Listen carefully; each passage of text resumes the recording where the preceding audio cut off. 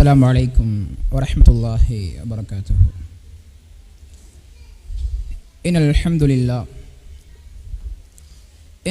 لله نحمده ونستعينه ونستغفره ونعوذ بالله من شرور أنفسنا ومن سيئات أعمالنا.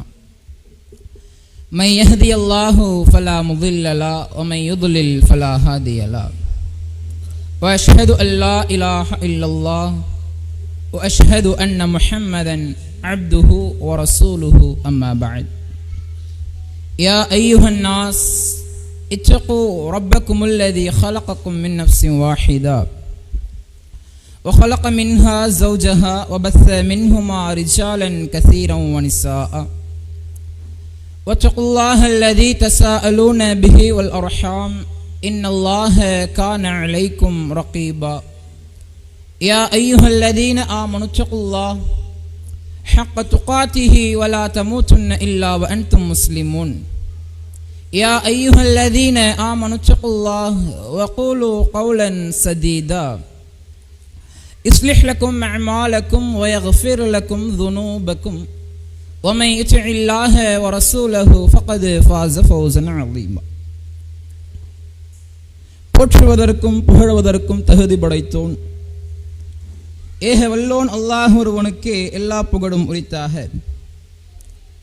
அவனுடைய அன்பும் அருளும் வற்றா பெருங்கருணையும் நம்முடைய உயிரினும் மேலான உத்தம தூதர் முஹம்மது நபி ஸல்லல்லாஹு அலைஹி வஸல்லம் அன்னவர்களின் மீதும் அவர்களுடைய வாழ்க்கை வழிகாட்டுதல்களை தங்களால் இயன்றளவிற்கு பின்பற்றி வாழ்ந்து மறைந்த உண்மையான முஸ்லிம்கள் அனைவரின் மீதும், வாழ்ந்து கொண்டிருக்கக்கூடிய முஸ்லிம்கள் அனைவரின் மீதும், இன்னும் குறிப்பாக உலக ஆதாயங்களை உலக விடயங்களை பொருட்படுத்தாமல் சந்தோஷமாக இருக்க வேண்டிய நாளாக இருக்கக்கூடிய இந்த ஞாயிற்றுக்கிழமையில அல்லாஹுடைய மார்க்கம் குறித்து அறிந்து கொள்ள வேண்டும், அதன் அடிப்படையில் நம்முடைய வாழ்க்கையினை அமைத்துக் கொள்ள வேண்டும் என்ற பெருநோக்கத்தோடு ஆழமான ஒரு எண்ணத்தோடு இந்த இடத்தில் குழுமி இருக்கக்கூடிய நம்மவர்கள் மீதும் என்றென்றும் நின்று நிலவட்டுமாக என்ற பிரார்த்தனையோடு இந்த உரையினை ஆரம்பம் செய்கிறோம். எல்லாமல்ல அல்லாஹ்வின் நல்லடியார்களே, அல்லாஹ் ரப்புல் ஆலமீன் தன்னுடைய திருமறையில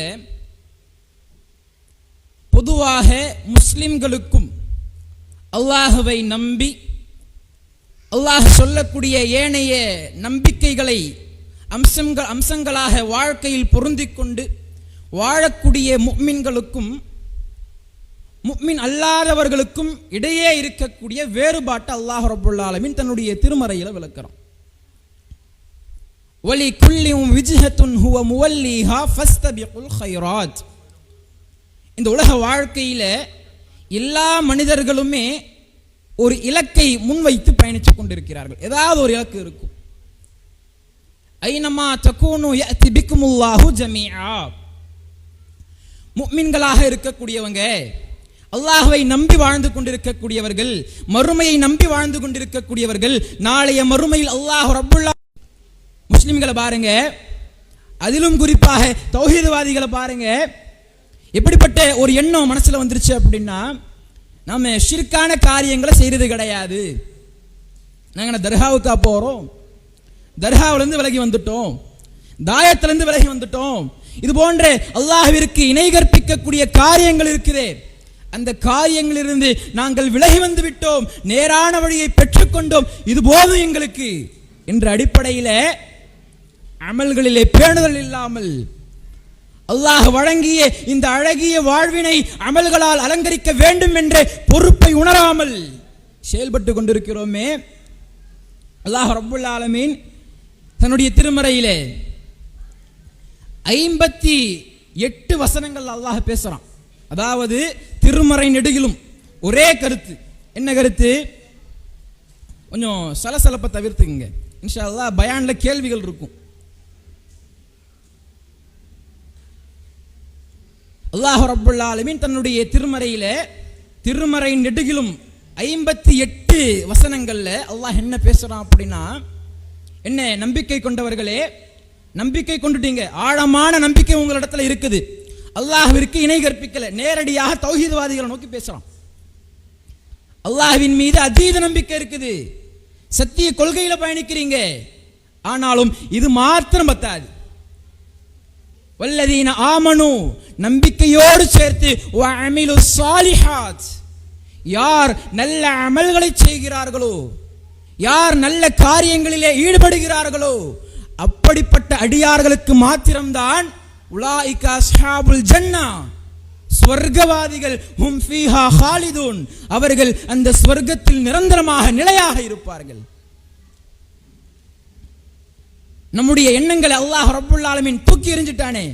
ஏம்பா தௌஹீதுல இருக்கிற, சத்திய கொள்கையில பயணிக்கிற, ஆனாலும் உன்னிடத்தில் சரியான அமல்கள், அல்லாஹ் கடமையாக்கிய அமல்கள், அல்லாஹ் உபரியான வணக்கம் என்ற ஒரு பட்டியலை கொடுத்திருக்கானே, அந்த பட்டியல் உன்னுடைய வாழ்க்கையில் அமையவில்லை என்று சொன்னால் சரியாக நன்கு உங்களுடைய மனதில் ஆழமாக பதிய வைத்துக் கொள்ளுங்கள், அல்லாஹ்விடத்தில் சொர்க்கம் கிடையாது. ஏராளமான வசனங்கள் அல்லாஹ் பேசுறான். நாளைய மறுமையிலே நல்ல அடியார்களோடு நீங்க வாழணுமா, நல்ல அடியார்களோடு சுவனத்தில் குடியிருக்க வேண்டுமா, ஆசை இருக்குதா, என்ன பண்ணுங்க தெரியுமா? அல்லாஹ் பேசுறான். நம்பிக்கை கொள்ளுங்க, அல்லாஹ்வின் மீது நம்பிக்கை கொண்டு அந்த நம்பிக்கையினுடைய வெளிப்பாடு, அந்த நம்பிக்கையினுடைய பிரதிபலிப்பு என்ன பண்ணுங்க, அதிகமான அமல்களை உங்களுடைய வாழ்க்கையில சேமித்து வைத்துக் கொள்ளுங்கள். மறுமையை நம்பாதவன், மறுமையை மறுப்பவன், மன்னரையை மறுப்பவன், செல்வம் செல்வம் என்று உலகத்தின் மீது அதிக மோகம் கொண்டு வாழலாம். நீங்க அப்படியா? மன்னரையை நம்பி வாழ்ந்து கொண்டிருக்கிறீர்கள், மறுமையை நம்பி பயணித்துக் கொண்டிருக்கிறீர்கள். அப்படி வாழக்கூடிய நீங்கள் என்ன பண்ணணும்? மன்னரையிலே என்னுடைய செல்வம் எனக்கு பயனளிக்காது, மறுமையிலே என்னுடைய குடும்ப மக்கள் எனக்கு பயனளிக்க மாட்டார்கள், அல்லாஹ்வுடைய விசாரணையிலே என்னுடைய குடும்ப மக்கள் எனக்காக வந்து பரிந்து பேச மாட்டார்கள். நான் செய்த அமல்கள், எனக்காக நான் முற்படுத்திக் கொண்ட நல்ல காரியங்கள் அல்லாஹ்விடத்தில் எனக்காக வந்து பரிந்து பேசும். அப்படிப்பட்ட காரியங்கள்ல என்ன பண்ணுங்க, அதிகமான ஆர்வத்தோடு செயல்படுங்க. அல்லாஹ் ரப்புல் ஆலமீன் தன்னுடைய திருமறையில பேசுறான். சிந்திச்சு பாருங்க, நம்முடைய எத்துணை அடியார்கள் அல்லாஹ்வை நம்பி, மறுமையை நம்பி, நாளைய மறுமையில அல்லாஹ்விடத்தில் சுவனத்தை பெற்றுக்கொள்ள வேண்டும் என்ற ஆசை இருக்குது, ஏற்பாடுகள் இருக்குதா? இந்த சபையில குழுமி இருக்கக்கூடியவர்களிடத்துல நான் கேட்கிறேன், யாருக்காவது இல்ல எனக்கு சொர்க்கம் வேணாம் அப்படி சொல்ல முடியுமா? எனக்கு சொர்க்கம் பெரிய பொருட்டு கிடையாது, நான் மறுமையில் அல்லாஹ்ட்ட பேசிப்பேன் அப்படி சொல்ல முடியுமா? அனைவரும் சொர்க்கத்தின் மீது பேராவல் கொண்டு வாழ்ந்து கொண்டிருக்கிறோம், அதற்கான முயற்சிகளிலே இறங்குகிறோமா? யோசிச்சு பாருங்க. அல்லாஹ்வுடைய தூதர் ஸல்லல்லாஹு அலைஹி வஸல்லம் அவங்க ஒரு நேரத்தில் சொன்னாங்க, அல்லாஹ்விடத்தில் ஒரு அடியான், முஃமினான ஒரு அடியான், அல்லாஹ்வின் மீது நம்பிக்கை கொண்டு வாழக்கூடிய ஒரு அடியான் அல்லாஹ்விடத்தில் ஒரு நேரத்தில் ரொம்ப நெருக்கமாக இருப்பான். எந்த நேரத்தில் தெரியுமா? அல்லாஹ் அவனுக்கு கடமையாக்கிய கடமையான வணக்கங்களை செய்வதின் மூலம் அல்லாஹுடன் மிக நெருக்கத்தில் இருக்கிறான். ஃபர்ஸ்ட் எங்க நெருக்கம்? அல்லாஹ் நமக்கு கடமையாக்கிய வணக்கங்கள் இருக்குல்ல, தொழுகை எடுத்துக்கோங்க, நோன்பை எடுத்துக்கோங்க, இன்ன பிற கடமையாக்கிய அல்லாஹ்வால் இந்த மனிதன் செய்ய வேண்டும் என்ற கடமை இருக்கு பாத்தீங்களா, அந்த கடமையின் மூலம் அல்லாஹ்வோடு ரொம்ப நெருக்கத்தில் இருக்கான். தொடர்ந்து அல்லாஹ்வுடைய தூதர் சொல்றாங்க, இன்னும் நெருக்கமாக ஆகணும். கடமையான வணக்கங்களை செஞ்சிட்டீங்க, அந்த கடமையான வணக்கங்களோடு சேர்த்து நஃபீலான வணக்கங்கள் இருக்குல்ல, உபரியான வணக்கங்கள் இருக்குல்ல, அந்த உபரியான வணக்கங்களை ஒரு அடியான் செய்தால் அவன் அல்லாஹ்விடத்தில் இன்னும் நெருங்கி, ஆல்ரெடி நெருக்கத்தில் இருக்கான், இருந்தாலும் அல்லாஹ் இன்னொரு ஆப்ஷனை கொடுக்கிறான். இது மட்டும் பத்தாது, உபரியான வணக்கங்களை செய், அந்த உபரியான வணக்கங்களை செய்வதன் மூலமாக அல்லாஹ்விடத்தில் இன்னும் நெருக்கமாக ஆவதற்கான முயற்சிகளை கையில் எடுங்க. அல்லாஹ்வுடைய தூதர் சொன்னாங்க. என்ன சொல்றாங்க பாருங்க, ஒரு கட்டத்தில் உபரியான வணக்கங்களை செஞ்சுக்கிட்டே இருக்காரு அந்த அடியார். சுன்னத்தான தொழுகைகளை தொழுகிறாரு, நஃபீலான தொழுகைகளை தொழுகிறாரு, தன்னுடைய வாழ்வை அமல்களால் அலங்கரிக்கிறார். அப்படி செய்யக்கூடிய நேரத்தில் அவருக்கு அல்லாஹ் கொடுக்கக்கூடிய வெகுமதி என்ன தெரியுமா? உச்சகட்ட கூலி என்ன தெரியுமா? அல்லாஹ்வுடைய தூதர் சொல்றாங்க, அந்த அடியாருடைய கைகளாக அல்லாஹ் செயல்படுகிறான். எப்படிப்பட்ட வார்த்தை! அல்லாஹ் ரப்புல் ஆலமீன் நம்முடைய பற்றுகின்ற கைகளாக மாறுகிறான், பேசுகின்ற வாய்களாக மாறுகிறான், பார்க்கக்கூடிய கண்களாக மாறுகிறான். இன்னும் அல்லாஹுடைய தூதர் சொல்றாங்க, அந்த அடியார் அல்லாஹ்விடத்தில் எதை கேட்டாலும் அல்லாஹ் ரப்புல் ஆலமீன் அதை வழங்குகிறான். ஏன்? எனக்கு ரொம்ப நெருக்கத்தில் இருக்கான். ஒரு அடியான் உலகம் உலகம் என்று சென்று கொண்டிருக்கிறான், அவன் எனக்கு பிடிக்காது. ஆனால் மற்றொரு அடியானோ மறுமையை உறுதியாக நம்பக்கூடியவனாக, மன்னரையை நம்பக்கூடியவனாக வாழ்ந்து அதற்கான ஏற்பாடுகளாக அதிகமான நன்மைகளை செய்கிறான்ல, அதிகமான நல்ல காரியங்களிலே ஈடுபடுகிறானே, அந்த அடியானுக்கு நான் தரக்கூடிய வெகுமதி என்ன தெரியுமா? அவன் எதை கேட்டாலும் நான் கொடுப்பேன், அவனுக்கான பாதுகாப்பை நான் ஏற்படுத்தி கொடுப்பேன். அல்லாஹ் ரப்புல் ஆலமீன் சொல்வதாக அல்லாஹுடைய தூதர் ஸல்லல்லாஹு அலைஹி வஸல்லம் அவங்க சொல்றாங்க. நீங்க சிந்திச்சு பாருங்க, நம்முடைய எத்தனை அடியார்கள் அல்லாஹ்வோடு மிகவும் நெருக்கமான ஒரு இடத்தை அடைந்து கொள்வதற்காக கடமையான வணக்கங்களை நம்ம உறுதியா இருக்கும். ஃபர்ஸ்ட் கடமையை முடிப்போம், உபரி அடுத்து போவோம். அமல்களை ரெண்டா பிரிக்கலாம். ஒன்று என்ன? அல்லாஹ் நமக்கு கடமையாக்கிய அமல்கள். மற்றொன்று என்ன? அல்லாஹ் நமக்கு உபரியான வணக்கங்களாக கொடுத்திருப்பான். இந்த உபரியான வணக்கங்களை செஞ்சு என்ன பண்ணுங்க, உங்களுடைய வாழ்வை அழகிய அமல்களால் அலங்கரித்துக் கொள்ளுங்கள் என்ற ஒரு ஆப்ஷனை கொடுத்திருக்கான். முதல் பகுதி என்ன? கடமையான வணக்கங்கள். கடமையான வணக்கங்கள் நம்முடைய நிலை எப்படி இருக்கு? தொழுகை எடுத்துக்கங்க. தௌஹீதில் பயணிக்கக்கூடிய ஆண்கள் எத்தனை பேர் இன்று காலையில சுபுஹ் தொழுகையில கலந்துக்கிட்டோம்? சுபுஹ் தொழுகையில ஜமாத்தோடு அல்லாஹ்விடத்தில் 27 மடங்கு கூலிகளை எதிர்பார்த்தவர்களாக ஜமாத்தோடு தொழுத நபர்கள் எத்தனை பேர்? இன்னைக்கு சிந்திச்சு பாருங்க. கேட்டா நான் தௌஹீதுல பயணிக்கிறேன், நான் உறுதியான தௌஹீதுவாதி. தொழுகைங்கப்பா, தொழுகை இல்லாத தௌஹீதுவாதி என்ன அழகாது? இன்னைக்கு பெரும்பாலும் தௌஹீதுவாதிகளின் மீது வைக்கக்கூடிய விமர்சனம் என்ன தெரியுமா?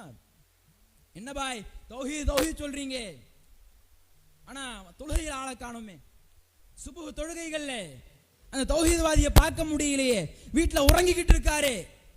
இது போன்ற விமர்சனங்கள் இன்னைக்கு தௌஹீத் ஜமாத்தின் மீது வீசப்படுகிறது என்று சொன்னால் காரணம் என்ன? இந்த தௌஹீதில் பயணிக்கக்கூடிய சில நபர்களுடைய குற்றம், சில நபர்களுடைய பாவம். இது போன்ற விமர்சனங்களுக்கு ஆளாக்கப்படுகிறோம். இல்லைன்னு சொல்ல முடியுமா? இன்னைக்கு பெரும்பாலும் பார்க்கிறோம், தௌஹீதுல உறுதியாக இருக்கக்கூடிய நபர்கள்ல சுபுஹ் தொழுகைக்கு வர்றது கிடையாது. இஷா வரைக்கும் நல்லா பேசுவாரு, சகோதரர்களோடு பேசிக்கிட்டு இருப்பாரு மர்கஸ்ல, ஆனா சுபுஹ் தொழுகையில் ஆளை பார்க்க முடியாது. இது ஒரு தௌஹீத் கொள்கையில் வாழக்கூடிய அடியானுக்கு அழகா? எப்ப நாளைய மறுமையில அல்லாஹ்விடத்துல சொர்க்கத்தை எதிர்பார்த்தவர்களாக ஒரு கொள்கையில வாழக்கூடிய சாரார விமர்சித்து நீங்க சரியில்லை, அல்லாஹும் அல்லாஹுடைய தூதரும் சொல்லித்தரக்கூடிய கருத்துக்களுக்கு மாற்றமாக செயல்படுகிறீர்கள் என்று சொல்லிட்டு மற்றொரு ஜமாத் ஆரம்பிச்சு அந்த ஜமாத்துல பயணிச்சுக்கிட்டு இருக்கோம். இலக்கு எங்க போச்சு? அல்லாஹ்விடத்தில் சொர்க்கத்தை பெற்றுக்கொள்ள வேண்டும் என்று சொன்னால் நம்முடைய வாழ்க்கையிலே அவசியமாக இருக்க வேண்டிய அமல் சுபுஹ் தொழுகை இல்லையா? அல்லாஹ்வுடைய தூதர் சொன்னார்களே, யாருக்கு தெரியுமா சுபுஹ் தொழுகை ரொம்ப பாரமா இருக்கும்? நயவஞ்சகர்கள், எந்த அடியார்கள் இந்த ஈமான்ல உறுதியாக இருக்காங்களோ, எந்த அடியார்கள் மற்றவர்களுடைய பார்வைகளுக்கு நான் தௌஹீதுவாதியாக இருக்கணும்ன்ற ஆசையில் இருக்கானோ அவனுக்கு தான் எப்படி இருக்கும்? சுபுஹ் தொழுகை பாரமா இருக்கும். அல்லாஹ்வின் மீது நம்பிக்கை வைத்து, மறுமையின் மீது நம்பிக்கை வைத்து, அல்லாஹ்விடத்தில் அதீத கூலிகளை பெற்றுக்கொள்ள வேண்டும் என்ற பேர் ஆவலோடு ஒரு மனிதன் தௌஹீதுல பயணிக்கிறான் அப்படின்னா அவனுக்கு சுபுஹ் தொழுகை பாரமா இருக்காது. சுபுஹ் தொழுகைக்காக அவன் தூக்கத்தை தியாகம் செய்தால் அவன் பெருமை கொள்வான். அல்லாஹ்வுக்காக தூக்கத்தை தியாகம் செஞ்சுட்டேன், சுபுஹ் தொழுகைக்காக இன்ன பிற செயல்களை அவன் தியாகம் செய்தால் அவன் பெருமை கொள்ளணும். அல்லாஹ்வுக்காக பாத்தியா, கோடான கோடி மக்கள் உறங்கிக் கொண்டிருக்கிறார்கள், ஆனா நான் பாரு அல்லாஹ்வுக்காக, என்னுடைய மறுமைக்காக, மறுமையில அல்லாஹ்விடத்தில் நிரந்தரமான சொர்க்கத்தை பெற்றுக்கொள்ள வேண்டும் என்பதற்காக தூக்கத்தை தியாகம் செஞ்சுட்டு வந்து நிற்கிறேன்.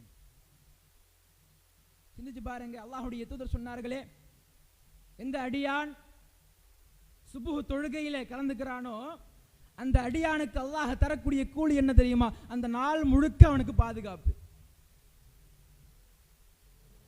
எத்தனை அடியார்கள் அல்லாஹ்வுடைய பாதுகாப்பை பெற்றுக்கொள்ள வேண்டும் என்பதற்காக சுபுஹ் தொழுகையில கலந்துக்கிறோம்.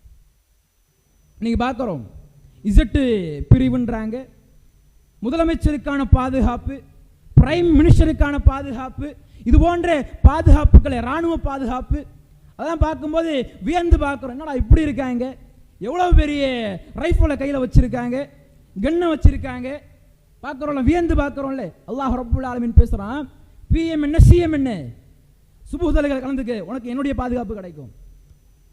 இசட்டு பிரிவு என்ன, அல்லாஹ்வா? அல்லாஹ்வுடைய படைப்பினங்கள், அல்லாஹ்வுடைய படைப்பினங்களை கண்டு வியந்து பார்க்கிறாய், அல்லாஹ்வுடைய பாதுகாப்பு கிடைக்கப்பெறக்கூடிய சுபுஹ் தொழுகையில் அலட்சியம் காட்டுகிறாய். இது ஒரு தௌஹீத்வாதிக்கு அழகா? சிந்திச்சு பாருங்க. இன்னும் எத்தனை பெண்மணிகள் மற்ற விஷயங்கள் குறித்து ஆண்களிடத்தில் பேசுறோம், கலந்துரையாற்றுகிறோம். பிசினஸ் எப்படி போகுது, எவ்வளவு லாபம் ஈட்டுறீங்க, மாச வருமானம் என்ன, இவைகளை குறித்து தன்னுடைய கணவன்மார்களிடத்தில் பேசுவதற்கு நேரம் கிடைக்கக்கூடிய பெண்மணிகளுக்கு சுபுஹ் தொழுகையில் எழுந்திருச்சு போயிட்டு தொழுதுட்டு வாங்க சொல்ல முடியுதா? ஒவ்வொரு நாள் இரவும் இன்றைக்கு எத்துணை வேலை தொழுகை ஜமாத்தோடு தொழுதீர்கள்? கேள்வி கேட்கிறோமா? இன்னைக்கு எத்துணை வேலை தொழுகை தொழுதீர்கள்? கேள்வி கேட்கிறோமா? நாளைய மறுமையிலே அல்லாஹ்விடத்தில் ஒரு மனிதன் விசாரணை செய்யப்படுகின்ற அந்த நேரத்தில் அல்லாஹ்வுடைய தூதர் சொல்றாங்க, முதல் விசாரணை தொழுகை குறித்து. நம்பிக்கை ஃபர்ஸ்ட் விசாரணை, நம்பிக்கை முடிஞ்சிட்டு அமல்கள் விஷயத்தில் அல்லாஹ் முதல்ல எங்க தெரியுமா வருவான்? தொழுகையில எப்படி இருந்தே? யா அல்லாஹ் நான் நோன்பு பிடிச்சேன், அது இருக்கட்டும் பக்கத்தில். யா அல்லாஹ் நான் ஜக்காத்து கொடுத்தேன், தர்மம் கொடுத்தேன், அதெல்லாம் பக்கத்தில் வை. தொழுகையில எப்படி இருந்தே? அல்லாஹ் முதல் கேள்வியாக கேட்பான். என்ன பதில் சொல்ல போறோம்? யா அல்லாஹ் நான் தூக்கத்தில் இருந்துட்டு சொல்ல போறோமா? வியாபாரத்துக்காக தொழுகையை புறக்கணிச்சோம் சொல்ல முடியுமா? அல்லாஹ் ஏத்துப்பானா? எந்த அடிப்படையில் வாழ்ந்து கொண்டிருக்கிறோம், எந்த அடிப்படையில் தம்மை தௌஹீத்வாதி என்று மற்ற மக்களிடத்தில் அறிமுகப்படுத்திக் கொள்கிறோம்? சிந்திச்சு பார்க்கணும். அல்லாஹ்வுடைய தூதர் ஸல்லல்லாஹு அலைஹி வஸல்லம் அவங்க சொன்ன அந்த ஹதீஸை பார்ப்போம். முதல் விஷயம் என்ன? கடமையான வணக்க வழிபாடுகளை செய்து அவன் அல்லாஹ்வின் பால் நெருங்க வேண்டும். கடமை முடியுதா? அல்லாஹ்வுடைய தூதர் சொன்னார்களே, அடுத்த கட்டமாக அல்லாஹ்வோடு இன்னும் நெருக்கமாக போகணும். சில சாரார் இருக்காங்கன்னு வைங்களேன், கடமையான வணக்க வழிபாடுகளை செய்கிறாங்க. இன்னும் சில சாரார் எப்படி இருக்காங்க? போட்டி போடணும். அந்த அடியாரும் கடமையான வணக்கத்தை செய்கிறாரு, நானும் கடமையான வணக்கத்தை செய்கிறேன். இப்போ ரெண்டு பேரும் எப்படி இருப்போம்? அல்லாஹ்வோடு ஒரு சம இடைவெளியில் இருப்போம், நெருக்கத்தில் இருப்போம். அல்லாஹ்வுடைய தூதர் சொன்னாங்க, போட்டி போடுங்க, பொறாமைப்படுங்க. எப்படி பொறாமைப்பட சொல்றாங்க? உங்களுடைய உலக வாழ்க்கையில இரண்டு விஷயங்களை தவிர்த்து வேறு எந்த காரணத்துக்காகவும் பொறாமைப்படாதீங்க. அல்லாஹ்வுடைய தூதர் சொன்னாங்க. என்ன ரெண்டு விஷயங்கள் சொல்லுங்க யாராவது?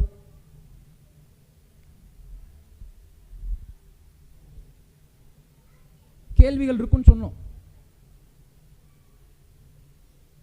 சொல்லுங்க. தர்மம் செய்யறதுக்காக போட்டி போடலாம். இன்னொன்னு புரியல, அதாவது ஒன்று சொல்லிட்டாங்க. அதாவது ஒரு சாரார் அதிகப்படியான தர்மத்தை செய்கிறாங்கன்னு வைங்களேன், அவருக்கு அல்லாஹ் ரப்புல் ஆலமீன் பொருளாதாரத்தை கொடுத்துட்டான்.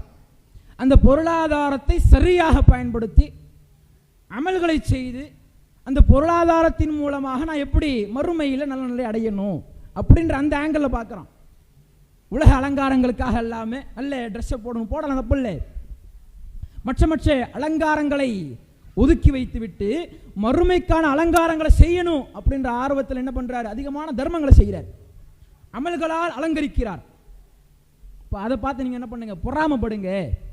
அல்லாஹ் நமக்கும் இது போன்ற பொருளாதாரத்தை கொடுக்கணும், நாமும் இவர்களை விட அதிகமாக தர்மம் செய்யணும், ஆசைப்படுங்க, பொறாமப்படுங்க. அல்லாஹ்வுடைய தூதர் சொன்னாங்க. இரண்டாவது விஷயம் என்ன தெரியுமா? ஒரு நபர் என்ன பண்றாரு? அதிகமான அமல்களை செய்கிறாரு. அவருக்கு கல்வி அறிவு இருக்குது, அதை பயன்படுத்தி கொண்டு இரவு தொழுகைகளை தொழுகிறாரு, இன்ன பிற வணக்க வழிபாடுகளிலே அவர்களுடைய வாழ்க்கை அழகிய அமல்களால் அலங்கரிக்கிறார் என்று சொன்னால் அதை பார்த்து பொறாமப்படுங்க. சரியா? கடமையான வணக்கத்தை செய்கிறாரு, கடமையான வணக்கத்தை செய்கிறாரா, நான் என்ன பண்ணணும், அவரை விட அதிகமாக உபரியான வணக்க வழிபாடுகளிலே ஈடுபட்டு அவரை விட ஒருபடி மேலாக அல்லாஹ்வோடு நெருக்கத்தில் இருக்க வேண்டும் என்று ஆசைப்படுங்கள், பொறாமைப்படுங்கள். அல்லாஹ்வுடைய தூதர் சொன்னாங்க. சிந்திச்சு பாருங்க, செல்வத்திற்காக பொறாமைப்படுகிறோம், குடும்பத்திற்காக பொறாமைப்படுகிறோம். அவருடைய வீட்டில் ஒரு ஆம்பளை புள்ள இருக்கு, ஒரு பொம்பளை புள்ள இருக்கு. நம்முடைய வீட்டில் பாருங்க பொம்பளை புள்ள மட்டும் தான் இருக்கு, பொறாமைப்படுறோம்.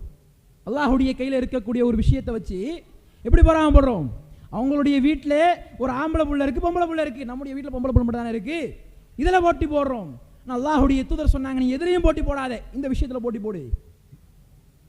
அதிகமான அமல்களை உங்களுடைய அண்டை வீட்டார் செய்கிறாரா, அவரை விட ஒருபடி மேலாக நான் செய்ய வேண்டும் என்று பொறாமைகள். இது அழகிய பொறாமை. சிந்திச்சு பாருங்க, நம்மள எத்தனை அடியார்கள் இது போன்று அழகிய அமல்களை செய்யக்கூடிய விஷயத்தில் பொறாமை கொள்கிறோம். அல்லாஹ்வுடைய தூதர் ஸல்லல்லாஹு அலைஹி வஸல்லம் அவங்க சொல்றாங்க, மறுமைக்கான ஏற்பாடுகள் இருக்குல்ல, தம்முடைய அழகிய வாழ்வை அமல்களால் அலங்கரிக்க வேண்டும் என்ற இலக்கு இருக்குல்ல, அந்த இலக்குல எதையும் அற்பமாக கருதாது. அல்லாஹ்வுடைய தூதர் சொன்னாங்க. சில பேர் நினைப்பாங்க, ஒரு அடியார் சுப்ஹானல்லாஹ் சொல்லிக்கிட்டே இருப்பாரு, என்ன சுப்ஹானல்லாஹ் சொல்றாரு, பெரிய அமலா அது. சில அடியார் எதுக்கு எடுத்தாலும் அல்ஹம்துலில்லாஹ் அப்படி சொல்லுவார். என்ன இவர் எப்போ பார்த்தாலும் அல்ஹம்துலில்லாஹ் சொல்றாரு, என்ன பெரிய அமலை செய்யறதா அவருக்கு நினைப்பா. நம்ம என்ன நினைப்போம், அற்பமாக கருதுவோம். அல்லாஹ்வுடைய தூதர் சொன்னார்கள், இந்த இஸ்லாமிய மார்க்கத்தில் எதையும் அற்பமாக கருதாதீங்க. சுப்ஹானல்லாஹ் இருந்தாலும் சரி. அல்லாஹ்வுடைய தூதர் அந்த சுப்ஹானல்லாஹுக்கு எவ்வளவு பெரிய கூலியை கொடுக்கறாங்க தெரியுமா? சுப்ஹானல்லாஹ் என்ற ஒரு வார்த்தையை அல்லாஹ்வுடைய தூதர் சொல்றாங்க, ஒரு அடியார் ஒவ்வொரு வேலை தொழுகைக்கு பிறகும், ஒவ்வொரு வேலை அப்படின்னா கடமையான தொழுகை மட்டும் கிடையாது, எல்லா தொழுகைக்கும் பொருந்தும். சுன்னத்து தொழுகிறோம், வித்ரு தொழுகிறோம், நஃபீலான தொழுகைகளை தொழுகிறோம். எந்த தொழுகையாக இருந்தாலும் அந்த தொழுகைக்கு பிறகு எந்த அடியார் சுப்ஹானல்லாஹ் 33 தடவை, அல்ஹம்துலில்லாஹ் 33 தடவை, அல்லாஹு அக்பர் 33 தடவை, மற்றொரு ஹதீஸ்ல அல்லாஹு அக்பர் 34 தடவைன்னு வருது. எந்த அடியார் இந்த அமலை அவருடைய வாழ்க்கை முழுக்க செய்து கொண்டு வருகிறார்களோ அந்த அடியாருக்கு அல்லாஹ் தரக்கூடிய கூலி என்ன தெரியுமா? எந்த அமலை நாம் அற்பமாக கருதுகிறோமோ, எந்த அமலை இதுக்கெல்லாம் அல்லாஹ் கூலியை கொடுப்பான் அப்படின்னு நினைக்கிறோமோ, அந்த அமலுக்கு அல்லாஹ் தரக்கூடிய கூலி என்ன தெரியுமா? அவனுடைய வாழ்க்கையில எவ்வளவு பாவங்களை செய்தாலும் சரி. அல்லாஹ் உதாரணத்துக்கு சொல்றான், கடல் நுரையளவிற்கு, அந்த அளவுக்கு நாம் யாரும் பாவம் செய்ய மாட்டோம், அல்லாஹ் பாதுகாக்கணும். அந்த அளவிற்கு நீங்கள் பாவங்களை செய்து குவித்தாலும் கூட அதையும் மன்னிக்க நான் தயாராக இருக்கிறேன். அல்லாஹ் ரப்புல் ஆலமீன் பேசுகிறார். பெருசா ஒன்றும் பண்ண வேண்டாம், கோடிகளை தானமாக இறக்க வேண்டாம், வருடம் முழுக்க நோன்பு நோக்க வேண்டாம். உங்களுடைய வாழ்க்கையில நீங்கள் தொழக்கூடிய தொழுகைகளில் தொழுகை முடிந்து ஒரு 5 நிமிடத்தை ஒதுக்கி சுப்ஹானல்லாஹ் 33 முறை சொல்லு, அல்ஹம்துலில்லாஹ் 33 தடவை சொல்லு, அல்லாஹு அக்பர் 34 தடவை சொல்லு. இதை மட்டும் நீ செய். உன்னுடைய வாழ்க்கையில எவ்வளவு பாவங்களை நீ செய்தாலும் கூட அதை மன்னிக்க நான் தயாராக இருக்கிறேன். அல்லாஹ் ரப்புல் ஆலமீன் பேசுகிறான். சிந்திச்சு பாருங்க, இன்னைக்கு நிறைய தௌஹீத்வாதிகளுடைய அம்சங்களை பார்க்குறோம். அவங்களுடைய வாழ்க்கையை பார்க்கும் பொழுது இமாம் ஜமாத்தோடு தொழுதுகிட்டு இருப்பாரு. இமாம் சலாம் சொல்லி திரும்பி உட்காரணும். அல்லாஹ்வுடைய தூதருடைய வழிமுறை அது. இமாமாக இருக்கக்கூடியவங்க என்ன பண்ணணும், சலாம் சொல்லி முடிச்சதுக்கு அப்புறம் திரும்பி உட்காரணும். இமாம் திரும்புவதற்கு முன்பாகவே நிறைய தௌஹீத்வாதிகள் வீட்டை நோக்கி போயிடுவாங்க. உட்கார்ந்து தஸ்பீஹ் எண்ணுவோம், அல்லாஹ்வுடைய தூதர் கற்றுக் கொடுத்து திக்ர்களை செய்வோம் என்ற ஆர்வம் கிடையாது. இன்னைக்கு எந்த அளவிற்கு விமர்சனம் வருது தெரியுமா?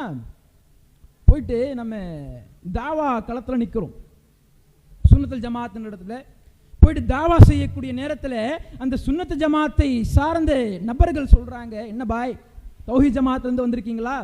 எப்படி தெரியுமா அடையாளப்படுத்துறாங்க? சுன்னத்து ஜமாத்னா சுன்னத்தை தொழுவாங்களாம், தௌஹீத் ஜமாத்து சுன்னத்தை தொழ மாட்டாங்க. எப்படிப்பட்ட அடையாளம் பாருங்க. இதையா தௌஹீத் போதிக்குது? இதையா தௌஹீத் ஜமாத் கொள்கையாக கொண்டு பயணித்துக் கொண்டிருக்கிறது? தௌஹீத் ஜமாத்தினுடைய கொள்கையை மறந்து பெயர் தாங்கி தௌஹீதுகளாக எத்துணை அடியார்கள் இன்னைக்கு வாழ்க்கையில் பயணிச்சுக்கிட்டு இருக்கோம். சுன்னத்து தொழாதே ஒரு அடியார் மற்றவர்களுடைய பார்வையில் எப்படி பார்க்க போறான் பாருங்க. நீ தௌஹீதுவாதியா, சுன்னத்தை தொழ மாட்டே, இப்படிப்பட்ட அழகிய ஒரு அடையாளம் பாருங்க. இந்த அளவிற்கு ஒரு பின்தங்கிய நிலையில நம்ம வாழ்ந்துகிட்டு இருக்கோம். சிந்திச்சு பார்க்கணும். இன்னும் பாருங்க, எத்தனையோ அமல்களை அல்லாஹ்வுடைய தூதர் ஸல்லல்லாஹு அலைஹி வஸல்லம் அவங்க அழகிய முறையில் நமக்கு கற்றுக் கொடுக்குறாங்க. எந்த அளவுக்கு, ஒரு நேரத்தில் ஜுவைரியா ரலியல்லாஹு அன்ஹு, யார் ஜுவைரியானா பதில் சொல்லுங்க. ஜுவைரியா ரலியல்லாஹு அன்ஹு யாரு? உங்களுக்கு தெரிஞ்ச ஜுவைரியாவை சொல்லுங்க. நபிகளாருடைய மனைவி ஜுவைரியா ரலியல்லாஹு அன்ஹு. ஒரு நாள் அல்லாஹ்வுடைய தூதர் ஸல்லல்லாஹு அலைஹி வஸல்லம் அவங்க இரவு தொழுகையை முடிச்சுட்டு என்ன பண்றாரு, ஜுவைரியா ரலியல்லாஹு அன்ஹு அவர்களுடைய இல்லத்திலிருந்து சுபுஹ் தொழுகைக்கு போறாரு. அந்த நேரத்தில் ஒரு பொசிஷன்ல ஜுவைரியா ரலியல்லாஹு அன்ஹு அவங்க அல்லாஹ்வை வணங்கிக்கிட்டு இருக்காங்க. ஒரு இடத்துல அமர்ந்துக்கிட்டு அல்லாஹ்வை போற்றி புகழக்கூடியவர்களாக இருக்காங்க. அவங்களுடைய ஆர்வத்தை பாருங்க. அல்லாஹ்வுடைய தூதர் ஸல்லல்லாஹு அலைஹி வஸல்லம் அவங்க சுபுஹ் தொழுகையை முடிச்சிட்டு, அல்லாஹ்வுடைய தூதருடைய ஒரு பண்பு என்ன அப்படின்னா, சுபுஹ் தொழுகையை முடிச்சிட்டு சூரியன் உதயமாகக்கூடிய அளவுக்கு என்ன பண்ணுவார், பள்ளிவாசல்ல இருப்பார். சூரியன் உதயமானதுக்கு அப்புறம் லுஹா தொழுகையை தொழுதுட்டு வந்துடுவார் வீட்டுக்கு. அல்லாஹ்வுடைய தூதர் ஸல்லல்லாஹு அலைஹி வஸல்லம் அவங்க ஒரு நாள் ஜுவைரியா ரலியல்லாஹு அன்ஹு அவங்களுடைய வீட்டிலேருந்து கிளம்புறாங்க சுபுஹ் தொழுகைக்கு. சுபுஹ் தொழுகையை முடிச்சுட்டு சூரியன் உதயமாகக்கூடிய அந்த நேரம் வரையில அல்லாஹ்வை போற்றி புகழ்ந்து விட்டு சூரியன் உதயமானதுக்கு பிறகு ரொம்ப நேரம் என்ன பண்றாரு, லுஹா தொழுகையை தொழுது முடித்து விட்டு ரொம்ப நேரம் கழிச்சு வீட்டுக்கு திரும்புறாரு. வந்து பார்த்தா ஜுவைரியா ரலியல்லாஹு அன்ஹு அவங்க எந்த நிலையில் அல்லாஹ்வுடைய தூதர் அவர்களை விட்டு பிரிந்தார்களோ அதே நிலையில் இருக்காங்க. அல்லாஹ்வுடைய தூதருக்கு ஒரு ஆச்சரியம். கேட்குறாங்க, என்ன ஜுவைரியா, நான் போகும்போது இப்படி தான் உட்காந்துருந்தீங்க, ரொம்ப நேரம் கழிச்சு நான் வரேன், 4 மணி நேரம் 5 மணி நேரம் கழிச்சு நான் வந்திருக்கேன், இப்பயும் அதே நிலையில் உட்காந்துக்கிட்டு இருக்கீங்களே, இடத்த விட்டு எழுந்திருக்கலையா, மற்ற இன்னும் பிற வேலைகளை செய்யலையா? அல்லாஹ்வுடைய தூதர் விசாரிக்கிறாங்க. இப்போ ஜுவைரியா ரலியல்லாஹு அன்ஹு அவங்க பதில் சொல்றாங்க, அல்லாஹ்வுடைய தூதரே, நீங்கள் என்னை விட்டு பிரிந்து போனீங்க பார்த்தீங்களா, அந்த நேரத்திலிருந்து இதுவரையிலும் அல்லாஹ்வை போற்றி புகழ்ந்து கொண்டவளாக நான் இந்த இடத்துல உட்காந்துக்கிட்டு இருக்கேன். அவங்களுடைய ஆர்வத்தை பாருங்க. நாம என்ன பண்றோம், சுபுஹ் தொழுகை முடிஞ்ச கையோட அப்படியே தலகாணி நோக்கி போவோம். தொழுகிறோம், அங்கேயே படுத்து தூங்கு, ஏன் எழுந்திரிச்சு போற, தூக்கம் கலைஞ்சு போயிடும்ல. இவ்வாறு யோசிக்கக்கூடிய நாம் எங்கே, ஜுவைரியா ரலியல்லாஹு அன்ஹு அவர்கள் தூக்கத்திற்கு பிறகு அல்லாஹ்வை போற்றி புகழ வேண்டும் என்று பேராவலோடு அல்லாஹ்வை துதிபாடக்கூடிய ஒரு நிலையில் அமர்ந்துகிட்டு இருக்காங்க. அல்லாஹ்வுடைய தூதர் பாருங்க வந்து சொல்றாங்க, ஜுவைரியாவே, 4 மணி நேரம் 5 மணி நேரம் என்ன பண்ணிருக்கீங்க, அல்லாஹ்வை போற்றி துதிபாதி கொண்டிருந்தீர்கள். இதை விட சிறந்த ஒரு அமலை நான் உங்களுக்கு கற்றுக் கொடுக்கட்டுமா? அல்லாஹ்வுடைய தூதர் சொல்றாங்க, சுப்ஹானல்லாஹி வ பிஹம்திஹி அதத ஹல்கிஹி வ ரிதா நஃப்ஸிஹி வ ஸினத அர்ஷிஹி வ மிதாத கலிமாத்திஹி. இந்த 4 வார்த்தைகள் இருக்கு பாத்தீங்களா, இந்த 4 வார்த்தைகளை நான் 3 முறை சொன்னேன். கொஞ்சம் சலசலப்பை குறைச்சிக்கங்க. இந்த 4 வார்த்தை, இந்த 4 வார்த்தைகளை நான் 3 முறை சொன்னேன். இதனால் அல்லாஹ்விடத்தில் நான் பெற்றுக்கொள்ளக்கூடிய கூலி இருக்கு பாத்தீங்களா, நீங்க 4 மணி நேரம் ஒரு அமலை செஞ்சிருக்கீங்க, 4 மணி நேரம் அல்லாஹ்வை போற்றி துதிபாதி கொண்டிருந்தீர்கள்.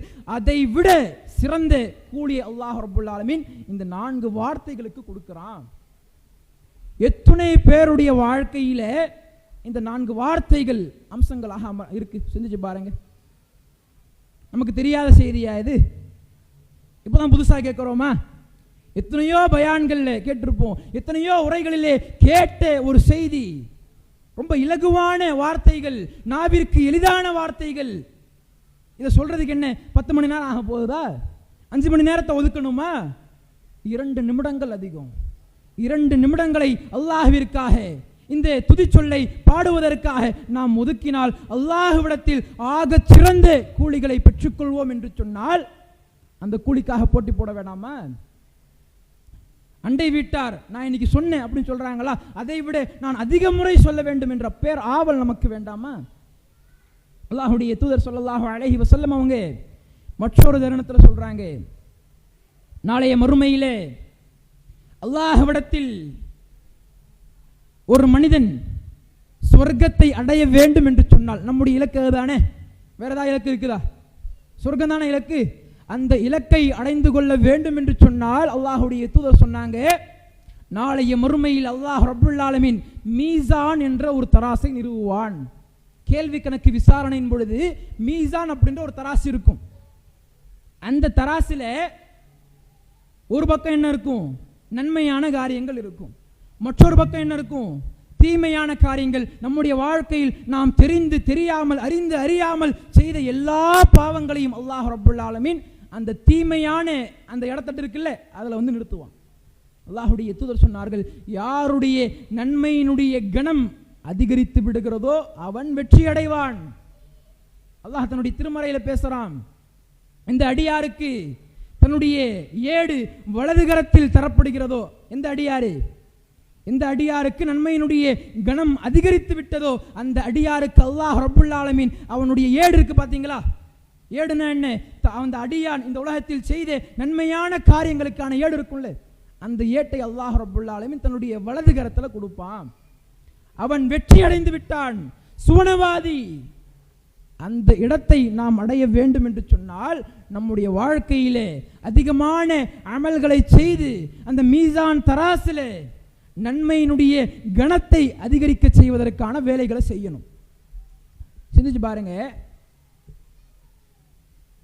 நாம அதிகமான நன்மைகளை செய்தாலும் கூட கணக்கு போட்டு பாருங்க, நம்முடைய வாழ்க்கையிலே ஒரு நாள் இருக்கு, அதிகமான நன்மைகளை சேகரித்துக் கொள்கிறோமா அல்லது பாவங்களை சேகரித்துக் கொள்கிறோமா? அதிகமான பாவத்தை தான் செய்வோம். நமக்கு தெரிஞ்ச பாவங்களே அதிகமாக இருக்கும். நமக்கு அறியாமல் நம்மை அறியாமல் அதிகமான பாவங்களை செய்யக்கூடியவங்களாக இருப்போம். அல்லாஹ்வுடைய தூதர் சொல்றாங்க, இரண்டு வார்த்தைகள் நான் உங்களுக்கு கற்றுக் கொடுக்கிறேன். அல்லாஹ்வுடைய தூதர் சொல்றாங்க, அந்த இரண்டு வார்த்தைகள் நாவிற்கு எளிதானதாக இருக்கும். அல்லாஹ்விடத்தில் அந்த மீசான் தராசு எப்படிப்பட்ட தராசு? அவனுடைய மறுமை நிலையை தீர்மானிக்கக்கூடிய தராசு. அந்த தராசில நன்மையினுடைய கணம் அதிகரித்து விட்டால் சொர்க்கத்துக்கு போயிடு, அல்லாஹ் அனுப்பி விட்டுருவான். இல்லை, பாவத்தினுடைய கணம் அதிகரித்து விட்டால் நரகத்தை தவிர வேற வழி கிடையாது. அவனுடைய நிலையை தீர்மானிக்கக்கூடிய அந்த தராசில, அந்த தராசினுடைய நன்மையினுடைய கணத்தை அதிகரிக்கக்கூடிய இரண்டு வார்த்தைகள் அல்லாஹ்வுடைய தூதர் கற்றுக் கொடுக்குறாங்க. சுப்ஹானல்லாஹி வ பிஹம்திஹி சுப்ஹானல்லாஹில் அஸீம். நமக்கு தெரியாதா? சிந்திச்சு பாருங்க, எத்தனை அடியார்கள் இந்த வார்த்தையை என்னுடைய வாழ்க்கையினுடைய அடிப்படை அலங்காரமாக ஆக்கிக்கொள்ள வேண்டும் என்று ஆசையோடு பயணித்துக் கொண்டிருக்கிறோம். இதை விட ஒரு அலங்காரம் இருக்குதா? நல்ல வாட்ச் அணிகிறோம், நல்ல செருப்பு அணிகிறோம், நல்ல ஆடைகளோடு வாடுறோம், நல்ல அலங்காரம் தான், பிரச்சனை இல்லை. நாளைய மறுமைக்கான அலங்காரம், நாளைய மறுமையிலே அல்லாஹ்விடத்தில் சொர்க்கத்தை பெற்றுக்கொள்வதற்கான அடிப்படை அலங்காரமாக அல்லாஹ்வுடைய தூதர் மிக அழகிய ஒரு அலங்காரத்தை கற்றுக் கொடுத்திருக்காங்களே, இதை நம்முடைய வாழ்க்கையில் அந்த அலங்காரத்தை அணியக்கூடியவர்களாக இருக்கோமா? சிந்திச்சு பாருங்க. அப்புறம் எப்படி நம்ம மறுமையை நம்பி வாழ்றோம்? அப்புறம் எப்படி நம்ம மன்னரையை நம்பி வாழறோம்? மறுமையை மன்னரையை நம்பி வாழக்கூடிய ஒரு அடியானாக இருந்தால் அதற்கான ஏற்பாடுகள் என்னவோ அதை நோக்கி தானே செயல்படணும். சஹாபா பெருமக்களை பாருங்க, நபிகளாருடைய வாழ்க்கையை பாருங்க, எந்த அளவிற்கு ஆர்வத்தோடு செயல்பட்டாங்க. ரசூலுல்லாஹி ஸல்லல்லாஹு அலைஹி வஸல்லம் அவங்க எப்படிப்பட்ட அடியார்? முன்பின் பாவங்கள் மன்னிக்கப்பட்ட அடியார். அவருடைய மீசான் தராசு, நபிகள் நாயகம் ஸல்லல்லாஹு அலைஹி வஸல்லம் அவர்களுடைய மீசான் தராசு எப்படி இருக்கும்? நன்மையினுடைய கணம் மலை போல் குவிந்திருக்கும். அவருடைய தீமையினுடைய கணத்தில் எதுவுமே இருக்காது. ஏன் இருக்காது? அல்லாஹ் ரப்புல் ஆலமீன் வாக்குறுதி கொடுத்துட்டான், நற்செய்தியை சொல்லிட்டான், உங்களுடைய முன்பின் பாவங்களை நான் மன்னிச்சுட்டேன். நீங்கள் முன்னாடி என்ன பாவத்தை செஞ்சிருந்தாலும் சரி, இதற்கு பிறகு நீங்கள் என்ன பாவத்தை செஞ்சாலும் சரி, அதை நான் மன்னித்து விட்டேன். சலசலப்பை குறைச்சிங்க.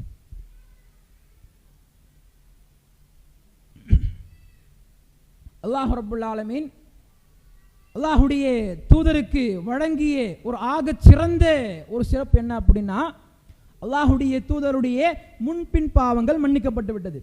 அப்படிப்பட்ட அல்லாஹுடைய தூதரே என்ன பண்ணுவார் தெரியுமா? ஒரே ஒரு சம்பவத்தை சொல்றேன் பாருங்க. ஒரு நாள் ஆயிஷா ரலியல்லாஹு அன்ஹா அவங்களுடைய இல்லத்தில் இரவை கழிக்க ஆசைப்படுகிறார். சலசலப்பை கொஞ்சம் குறைச்சிக்கிட்டு உரையில் கொஞ்சம் கவனம் செலுத்துங்க. ஆயிஷா ரலியல்லாஹு அன்ஹா அவர்களுடைய இல்லத்தில் அந்த இரவை கழிக்க ஆசைப்படுகிறார். அல்லாஹுடைய தூதர் ஸல்லல்லாஹு அலைஹி வஸல்லம் அவங்க ஆயிஷா ரலியல்லாஹு அன்ஹா அவர்களிடத்துல போயிட்டு ஒரு ரெக்வெஸ்ட் பண்றார். என்ன ரெக்வெஸ்ட் தெரியுமா? பொருளாதாரத்தை கேட்கல, நல்லா நான் தூங்கணும், ரொம்ப டயர்டா இருக்குது, தூங்க விடுங்க, தொல்லை கொடுக்காதீங்க, அந்த ரெக்வெஸ்ட்டை வைக்கல. அல்லாஹுடைய தூதர் வைத்த ரெக்வெஸ்ட்டை பாருங்க, கோரிக்கையை பாருங்க. இந்த ஒரு நாள் இரவை நான் அல்லாஹ்விற்காக, அல்லாஹ்வை நினைவு கூறுவதற்காக, அல்லாஹ்வை துதிபாடுவதற்காக நான் எடுத்துக்கிறேன், அதற்கு அனுமதி கொடுங்களே. எப்படிப்பட்ட ரெக்வெஸ்ட்! தன்னுடைய மனைவி இடத்துல ரெக்வெஸ்டா கேட்கிறாங்க. இந்த ஒரு நாள் இரவை எனக்கு அனுமதி கொடுங்க, நான் அல்லாஹ்வை துதிபாடுவதற்காக, அல்லாஹ்வை பெருமைப்படுத்துவதற்காக, இரவு முழுக்க நின்று வணங்குவதற்காக பர்மிஷன் கொடுங்களேன். அல்லாஹுடைய தூதர் கேட்கிறாங்க. ஆயிஷா ரலியல்லாஹு அன்ஹா அவங்க என்ன, என்ன ரசூலுல்லாஹ் இதுக்கெல்லாம் பர்மிஷன் கேட்பீங்க, போய் நீங்க தொழுவுங்க. அல்லாஹுடைய தூதர் தொழுக ஆரம்பிக்கிறாங்க. இரவு ஆரம்பிக்குது, தொழுக ஆரம்பிக்கிறாங்க. ஆயிஷா ரலியல்லாஹு அன்ஹா அவங்க பார்க்கறாங்க, முடிப்பாங்க, முடிக்க காணோம். சுபுஹ் தொழுக நேரம் வந்துருச்சு. பிலால் ரலியல்லாஹு அன்ஹு அவங்க என்ன பண்றாங்க, பாங்கு சொல்றதுக்காக வந்துட்டாங்க. ரசூலுல்லாஹி ஸல்லல்லாஹு அலைஹி வஸல்லம் அவங்க பிலால் ரலியல்லாஹு அன்ஹு வந்துட்டாங்க, பார்க்கறாங்க. சரி, சுபுஹ் தொழுக நேரம் வந்துருச்சு, தொழுகையை முடிக்கிறாங்க. கால்கள் எப்படி இருக்கு? கால்கள் வீங்கக்கூடிய அளவிற்கு அல்லாஹுடைய தூதர் ஸல்லல்லாஹு அலைஹி வஸல்லம் அவர்கள் நின்று வணங்குகிறார்கள். அந்த நேரத்தில் ஆயிஷா ரலியல்லாஹு அன்ஹா அவர்களும் பிலால் ரலியல்லாஹு அன்ஹு அவர்களும் கதற கதற கண்ணீர் வழிக்கிறார்கள். அல்லாஹுடைய தூதரே, நீங்க ஏன் இவ்வளவு சிரமப்படுறீங்க? நீங்க ஏன் இவ்வளவு கஷ்டப்படுறீங்க? அல்லாஹ் ரப்புல் ஆலமீன் உங்களுடைய முன்பின் பாவங்களை மன்னித்து விட்டானே, அப்படி இருக்கக்கூடிய நீங்கள் ஏன் இவ்வளவு கஷ்டப்படுறீங்க? அல்லாஹுடைய தூதர் சொன்னாங்க, அழகிய ஒரு வார்த்தையை சொன்னாங்க, அல்லாஹ்விற்கு நான் நன்றியுள்ள அடியானாக இருக்க வேண்டாமா? அல்லாஹ் எனக்கு அருள் புரிந்திருக்கிறானே, அதற்கு நன்றி செலுத்த வேண்டாமா? சிந்திச்சு பாருங்க. நம்முடைய வாழ்க்கையிலே 3 வேளை நல்லா சாப்பிடுறோம், நிம்மதியாக வாழ்கிறோம், நிம்மதியான உறக்கம் உண்டு. இன்னைக்கு எத்தனை பேர் உறக்கம் இல்லாமல் மருத்துவமனைக்கு செல்லக்கூடிய நபர்கள்? தூக்கம் வரமாட்டது, நிம்மதி இல்லை, மருத்துவமனைக்கு செல்லக்கூடிய ஒரு சூழல். அல்லாஹ் ரப்புல் ஆலமீன் நமக்கு நிம்மதியான தூக்கத்தை வழங்கி இருக்கிறானே. எத்துணை அடியார்கள், எத்துணை மனிதர்கள் சிறுநீரகம் பாதிக்கப்பட்டு கடுமையான தொல்லைகளுக்கு ஆளாக்கப்பட்டு பொருளாதாரத்தை இழந்து உடல் ஆரோக்கியத்தை இழந்து எத்துணை அடியார்கள் அவ்வளவு நிலைக்கு ஆளாக்கப்படுகிறார்கள். நமக்கு அல்லாஹ் அப்படிப்பட்ட ஒரு நிலை ஏற்படுத்தலையே. அல்லாஹுக்கு நன்றி செலுத்த வேணாம்? அல்லாஹுடைய தூதர் நன்றி செலுத்தக்கூடிய அடியானாக நான் இருக்க வேண்டும் என்று ஆசைப்பட்டார்கள். இன்னும் பாருங்க, எந்த அளவிற்கு அந்த சஹாபா பெருமக்கள் ஒரு ஆர்வத்தோடு பேராவலோடு செயல்பட்டார்கள் பாருங்க. ஒரு நேரத்தில் ஒரு சஹாபி, ஹுபைப் என்று சொல்லக்கூடிய ஒரு சஹாபி எதிரிகளால் பிடிக்கப்படுறார். ஒரு பெரிய சம்பவம், அது நான் சுருக்கமாக சொல்லிடுறேன். ஹுபைப் ரலியல்லாஹு அன்ஹு என்று சொல்லக்கூடிய ஒரு சஹாபி எதிரிகளால் பிடிக்கப்படுகிறார். அந்த எதிரிகள் என்ன பண்றாங்க, போயிட்டு ஒரு சமூக மக்களிடத்துல போயிட்டு கொடுத்துட்றாங்க. அவங்க இந்த சஹாபி என்ன பண்ணணும், மரண தண்டனை கொடுக்கணும்னு ஆசைப்படுறாங்க. அந்த சஹாபி தூக்கு மேடையில் நிறுத்தி வைக்கப்படுகிறார். எதற்காக? மரண தண்டனை அந்த அடியாருக்கு கொடுக்கணும், அந்த சஹாபிக்கு கொடுக்கணுன்றதுக்காக தூக்கு மேடையில் நிறுத்தி வைக்கப்படுகிறார். அந்த நேரத்தில் அந்த சஹாபி தன்னுடைய கடைசி ஆசையாக மரணிக்க போறாரு. மரணத்திலிருந்து தப்ப முடியாது, எதிரிகளால் பிடிபட்டுட்டோம், மரண தண்டனை அவங்க கொடுக்க போறாங்க. கடைசி நொடியிலே அந்த அடியார் அந்த எதிரிகளிடத்தில் கேட்குறாங்க, என்னுடைய கடைசி ஆசையாக 2 ரக்காயத்து தொழுகை நான் தொழுதுக்கலாமா? எப்படிப்பட்ட ஒரு ஆர்வம்! தன்னுடைய வாழ்க்கை முழுக்க அமல்களால் அலங்கரித்த அந்த சஹாபா பெருமக்கள் தன்னுடைய வாழ்க்கையினுடைய இறுதி கட்டம் இறுதி நொடிகள், இறுதி நிமிடங்கள், அதையும் கூட என்னுடைய அமல்களால் அலங்கரிக்க வேண்டும் என்று ஆசையோடு செயல்பட்டார்களே. சஹாபி சொல்றாங்க, 2 ரக்காயத்தை நான் தொழுதேன். அந்த எதிரிகள் ஒருவேளை மரணத்திற்கு அஞ்சி ரொம்ப நேரம் தொழுகிறானோ அப்படின்னு சொல்லி நீங்க நினைச்சிடக்கூடாதுன்றதுக்காக சீக்கிரம் தொழுதுட்டு வந்துட்டேன். எப்படிப்பட்ட ஒரு ஆர்வல்! எதிரிகள் ஒருவேளை இதுக்காகத்தான் சொல்லியிருப்பானோ, இன்னும் கொஞ்ச நேரம் உலகத்தில் வாழலாம் என்பதற்காக அவன் இந்த தொழுகையை காரணம் காட்டி வாழ்ந்துகிட்டு இருக்கானோ என்று அவர்கள் யோசித்து விடக்கூடாது என்பதற்காக நான் குறுகிய நேரத்தில் அந்த தொழுகையை முடிச்சுட்டு வந்துட்டேன். மேலும் கூடுதலாக சொல்றாங்க, நான் முஸ்லிமாக மரணிக்கக்கூடிய இந்த தருணத்தை நான் ஒருபோதும் வெறுத்தது கிடையாது, நான் விரும்பி ஏத்துக்கிறேன். முஸ்லிமாக ஒரு அமலை செய்து முடித்தவனாக என்னுடைய மரணத்தை நான் தழுவுகிறேன் என்று சொன்னால் இதை விட ஒரு பெரிய விஷயம் இருக்குதா? சஹாபி சொல்றாரு. இது பார்க்கணும், அல்லாஹ் ரப்புல் ஆலமீன் நமக்கான ஆக சிறந்த வாய்ப்பு அல்லாஹ் கொடுத்திருக்கான். எத்தனையோ அடியார்கள் மரணித்து மண்ணாகி விட்டார்கள். அந்த அடியார்களுக்கு கிடைக்க பெறாத ஒரு வாய்ப்பு அல்லாஹ் ரப்புல் ஆலமீன் நமக்கு இந்த உயிரை கொடுத்திருக்கான். பார்த்தீங்களா? உயிர் இருக்கக்கூடிய நேரத்திலே என்ன பண்ணணும்? காற்றுள்ள போதே தூற்றிக்கொள்னு சொல்லுவாங்க. காற்று இருக்கும்போது என்ன பண்ணிக்கணும்? தூற்றிக்கோங்க. கண்ணுள்ள போதே சூரிய நமஸ்காரத்தை பண்ணிடுங்க அப்படி சொல்லுவாங்க. போனதுக்கு அப்புறம் புலம்பி பிரயோஜனம் கிடையாது. உயிர் இருக்கக்கூடிய இந்த நேரத்திலே நமக்கான வாய்ப்பு என்பதை உணர்ந்து அல்லாஹ் ரப்புல் ஆலமீன் வழங்கிய இந்த அற்புதமான அழகிய வாழ்வை அதிகமான அமல்களை கொண்டு அலங்கரித்து நாளைய மறுமையிலே அல்லாஹ்விடத்திலே மரணத்திற்கு பிறகு சில அடியார்கள் சொல்லுவாங்களாம், மறுமையிலே நிர்கதியாக நிற்கக்கூடிய அந்த நேரத்தில் பெற்றெடுத்த பெற்றோர்கள் சொல்லுவாங்க, இந்த பிள்ளைய வச்சுக்கோ, என்னுடைய கணவனை வச்சுக்கோ, இந்த உலகத்தில் இருக்கக்கூடிய எல்லா அடியார்களையும் வைத்துக்கொள், என்ன சொர்க்கத்துக்கு அனுப்பிடு.